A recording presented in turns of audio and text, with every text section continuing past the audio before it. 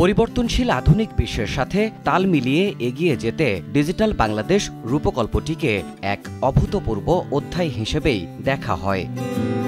Digital প্রযুক্তি কাজে লাগিয়ে তথ্য প্রযুক্তি নির্ভর সমৃদ্ধ বাংলাদেশ গড়ার লক্ষ্য এখন চোখের সামনেই বাস্তব।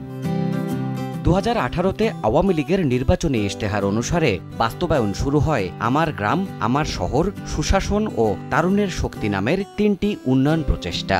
এর মাধ্যমে গ্রাম পর্যন্ত স্বল্প মূল্যে উচ্চগতির ব্যান্ডউইথ সম্পন্ন ইন্টারনেট ব্যবহারে তথ্য প্রযুক্তি খাতে অবকাঠামো সৃষ্টি তথা বিদ্যুৎ উৎপাদনের মাধ্যমে গত কয়েক বছরে দেশের তথ্য প্রযুক্তি খাতে ঘটে গেছে যুগান্তকারী বিপ্লব। ইন্টারনেট এখন পৌঁছে গেছে দুর্গম চরে। ফাইবার অপটিক কেবল সংযোগের মাধ্যমে সংযুক্ত ৩,৮০০ ইউনিয়ন, ১৮,৫০০ সরকারি অফিস সহ পুরো দেশ এখন একই নেটওয়ার্কের আওতায়। দেশের অন্তত ৭,০০০ ইউনিয়ন ডিজিটাল সেন্টার বা ইউডিসি ভাগ্য ফিরিয়েছে নারী উদ্যোক্তাদের। সরকারি অফিসগুলোতে চালু হওয়া ই-নথি ব্যবস্থাপনা নাগরিক সেবা কার্যক্রমকে করেছে গতিশীল ও স্বচ্ছ। দেশে বর্তমানে ৬.৫ লাখের বেশি সক্রিয় ফ্রিল্যান্সার রয়েছে। বিশ্বের ৬০টি দেশে সফটওয়্যার বা আইটি সেবা রপ্তানি করা দেশটির নাম বাংলাদেশ। সুদূর গ্রামের কিংবা দুর্গম চরের মোবাইল ব্যবহার করতে না পারা মানুষগুলোর কাছেও পৌঁছে গেছে প্রযুক্তির সেবা। ফলে উদ্যমী মানুষগুলো হয়ে উঠছেন এক একজন উদ্যোক্তা।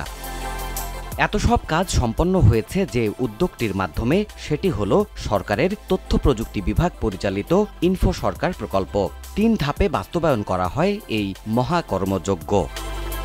প্রথম ধাপে ২০১০ থেকে ২০১৫ পর্যন্ত ইনফো সরকার ১ প্রকল্পের মাধ্যমে ৬৪ জেলাকে অপটিক্যাল ফাইবার নেটওয়ার্কের আওতায় নিয়ে আসা হয়। দ্বিতীয় ধাপে ২০১৩ থেকে ২০১৬ সালের মধ্যে ৪২০টি উপজেলা এবং ১৮,০০০ সরকারি অফিস আসে অপটিক্যাল ফাইবার নেটওয়ার্কের আওতায়। পুরো দেশকে ডিজিটাল অপটিক্যাল ফাইবার নেটওয়ার্কের আওতায় নিয়ে আসতে তৃতীয় ধাপে বাস্তবায়িত হচ্ছে ইনফো সরকার ৩ প্রকল্প। এর মাধ্যমে স্বল্পতম সময়ে ২৬০০ ইউনিয়ন এবং ১,০০০টি থানাকে সংযুক্ত করা হচ্ছে অপটিক্যাল ফাইবার নেটওয়ার্কে। যোগাযোগ, মানব সম্পদ উন্নয়ন ও শিল্পায়নের দৃষ্টিতে আরও এক ধাপ এগিয়ে যাবে দেশ। পরিবর্তনের এই মহাযজ্ঞের পরিকল্পনা থেকে বাস্তবায়ন পর্যন্ত পুরোটাই তদারকির নেতৃত্বে ছিলেন প্রধানমন্ত্রীর আইসিটি বিষয়ক উপদেষ্টা জাতির পিতার দৌহিত্র সজীব ওয়াজেদ জয়। সম্প্রতি আইনমন্ত্রী ও প্রধানমন্ত্রীর উপদেষ্টা সালমান এফ রহমানের মধ্যেকার এই টেলিকথোপকথন অন্তত ৩ থেকে ৪টি সামাজিক যোগাযোগ মাধ্যমে ভাইরাল হয়ে পড়ে। ওখানে ইনফো সরকার এটা এসেছিল। ইনফো কি? এটা আইসিটি মিনিস্ট্রি। হ্যাঁ, এসেছিল। ওটা কি করলেন আপনার? ওটা পাস করে দিয়েছে। পাস করে দিয়েছেন? হ্যাঁ।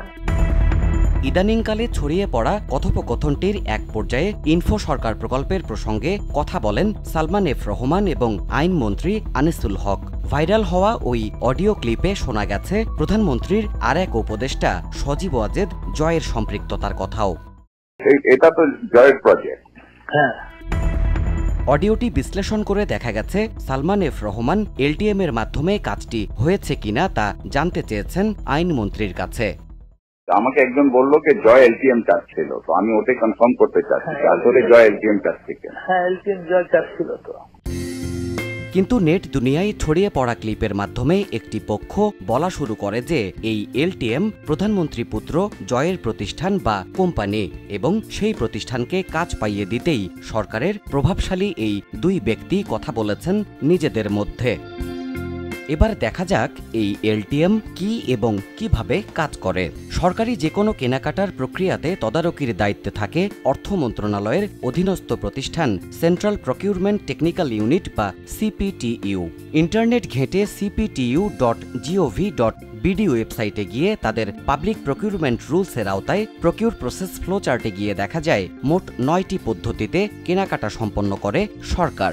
এর মধ্যে রয়েছে open tendering method OTM, limited tendering method LTM, direct procurement method DPM, 2 stage tendering method, request for quotation বা RFQ method, quality and cost based selection বা QCBS method, search find and buy method SFB, least cost selection বা LCS method এবং triple S method. অর্থাৎ সামাজিক যোগাযোগ মাধ্যমে দাবি করা এলটিএম কোনো কোম্পানি নয়, বরং এটি একটি ক্রয় পদ্ধতি।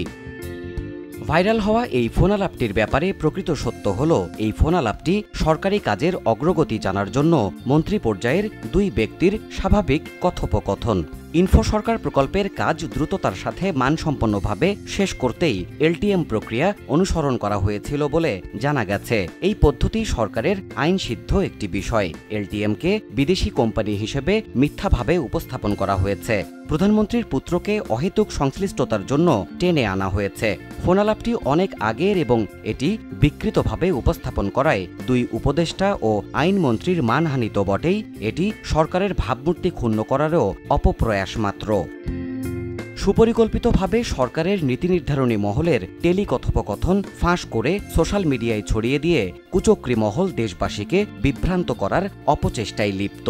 ইন্টারনেটে সুবাদে অবাধ তথ্য প্রযুক্তির এই যুগে চোখ কান একটু মেলে তাকালে কিংবা শুনলেই স্পষ্ট হবে কতটা মিথ্যে ভরা ছড়িয়ে পড়া অডিও ক্লিপটি নিয়ে ব্যঙ্গ আর বিদ্রূপ। দেবাশিস রায়, সময় সংবাদ, ঢাকা।